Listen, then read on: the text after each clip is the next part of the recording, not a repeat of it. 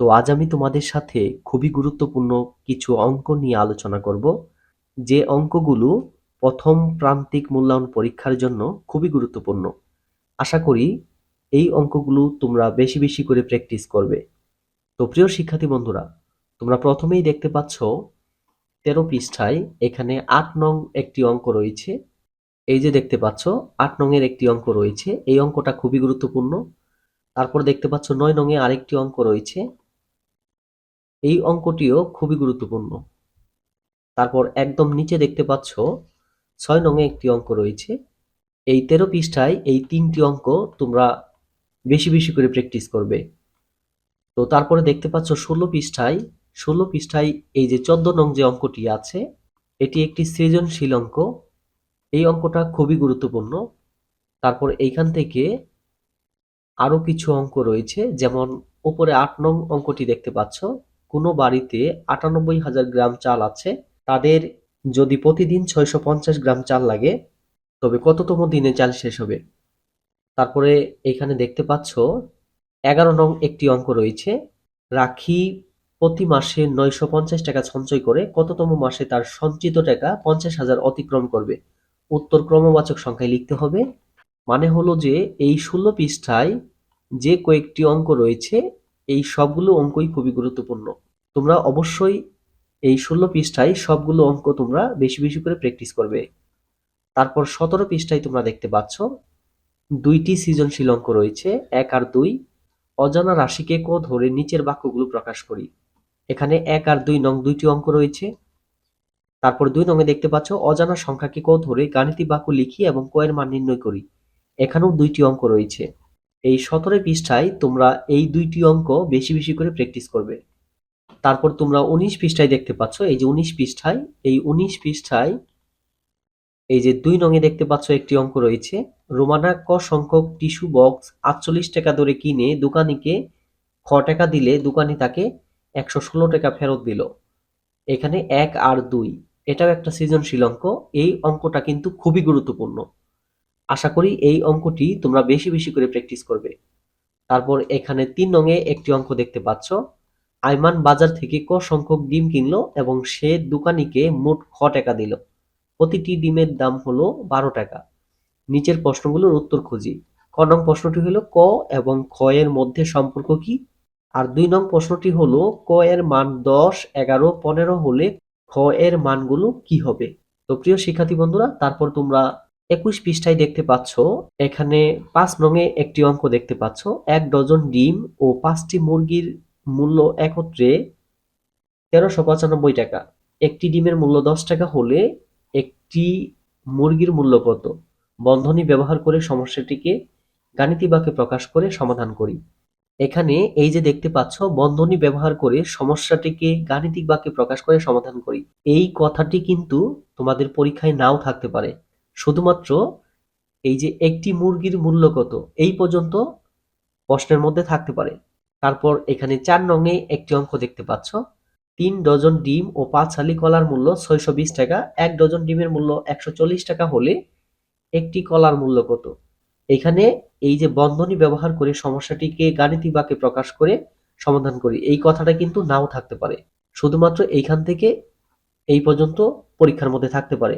তোমরা কিন্তু এই অঙ্কটি গাণিতিক বাক্যের মাধ্যমেও করতে পারো, আবার তোমরা চাইলে সাজিয়েও করতে পারো। ওকে? তো প্রিয় শিক্ষার্থী বন্ধুরা, তারপরে 22 পৃষ্ঠায় দেখতে পাচ্ছ 8 নং এ একটি অঙ্ক রয়েছে, একটি পানির ট্যাঙ্কে প্রতি মিনিটে 7 লিটার পানি ঢোকে এবং 3 লিটার পানি খরচ হয়। 12 মিনিট পর ট্যাঙ্কটিতে কত লিটার পানি জমা হবে? ওকে? তো প্রিয় শিক্ষার্থী বন্ধুরা, এই অঙ্কটিও খুবই গুরুত্বপূর্ণ। তারপর উপরে 7 নং এ দেখতে পাচ্ছ আরেকটি অঙ্ক রয়েছে, এই অঙ্কটিও কিন্তু খুবই গুরুত্বপূর্ণ। তো প্রিয় শিক্ষার্থী বন্ধুরা, তোমরা 23 পৃষ্ঠায় দেখতে পাচ্ছ, এখানে এই যে 10 নং এ একটি অঙ্ক রয়েছে, এই অঙ্কটি কিন্তু খুবই গুরুত্বপূর্ণ। এই অঙ্কটিও তোমরা বেশি বেশি করে প্র্যাকটিস করবে। তারপর তোমরা দেখতে পাচ্ছ এই যে 24 পৃষ্ঠায় দেখতে পাচ্ছ, এখানে একটি অঙ্ক রয়েছে, এই যে দেখতে পাচ্ছ 11 নং এ, মা ও মেয়ের বয়সের সমষ্টি হলো 56 বছর। মায়ের বয়স মেয়ের বয়সের 3 গুণ। তাদের প্রত্যেকের বয়স কত? এই অঙ্কটা কিন্তু খুবই গুরুত্বপূর্ণ। এই অঙ্কটা খুবই গুরুত্বপূর্ণ। ওকে? তারপর তোমরা দেখতে পাচ্ছ এই যে 26 পৃষ্ঠায় দেখতে পাচ্ছ 3 নং এ একটি অঙ্ক রয়েছে, একজন তাঁতি 3 দিনে 24 মিটার কাপড় বুনতে পারেন। এখন নিচের প্রশ্নগুলোর উত্তর খুঁজে ছকের খালি ঘরগুলো পূরণ করি। এখানে এই কথাটা নাও থাকতে পারে পরীক্ষার মধ্যে, এই কথাটা নাও থাকতে পারে। শুধুমাত্র এইটুকু লেখা থাকবে, একজন তাঁতি 3 দিনে 24 মিটার কাপড় বুনতে পারেন। এখন 1 নং প্রশ্নটি হলো 6 দিনে কত মিটার কাপড় বুনতে পারবেন? আর 2 নং প্রশ্নটি হলো 32 দিনে 256 মিটার কাপড় বুনলে এর অর্ধেক সময়ে কত মিটার কাপড় বুনতে পারবেন? আর 3 নং প্রশ্নটি হলো 20 দিনে 160 মিটার কাপড় বুনলে 5 দিনে কত মিটার কাপড় বুনতে পারবেন? এই অঙ্কটিও কিন্তু খুবই গুরুত্বপূর্ণ। এটাও একটা সৃজনশীল অঙ্ক। এই অঙ্কটিও তোমরা বেশি বেশি করে প্র্যাকটিস করবে। তারপর তোমরা 27 পৃষ্ঠায় দেখতে পাচ্ছ, এই যে 27 পৃষ্ঠায় 4 নং একটি অঙ্ক রয়েছে। একটি কুয়া খুঁড়তে 8 জন ব্যক্তির 2 দিন সময় লাগে। তাহলে 2 জন ব্যক্তির ওই কুয়া খুঁড়তে কতদিন সময় লাগবে? এই অঙ্কটিও কিন্তু খুবই গুরুত্বপূর্ণ। তারপর তোমরা 29 পৃষ্ঠায় দেখতে পাচ্ছ 2 নংয়ে একটি সৃজনশীল অঙ্ক রয়েছে। এই অঙ্কটিও কিন্তু খুবই গুরুত্বপূর্ণ। তারপর 30 পৃষ্ঠায় তোমরা দেখতে পাচ্ছ এখানে যে কয়টি অঙ্ক আছে তার মধ্যে দেখো এই যে 12 নং অঙ্কটি খুবই গুরুত্বপূর্ণ।